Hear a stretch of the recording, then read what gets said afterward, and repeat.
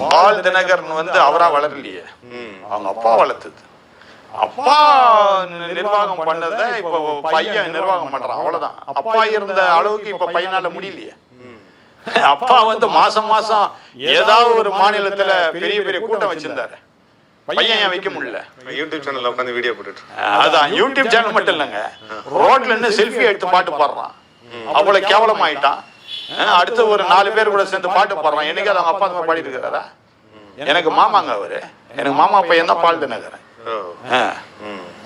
இவ்வளவு கேவலமாயிட்டான் அவன். இதே பால் தினகரன் ஜான் ஜெபராஜ் கூட சேர்ந்து பாட்டு பாடிட்டு இருக்கிறான். ஆமா, பாத்துருக்காங்க, எல்லாரும் பேர் பாத்துருக்கிறேன். அப்ப நீ சரிசமாயிட்டல அவங்க கூட போய் அப்புறம் ஏன் பொறாமப்படுறான் மேல?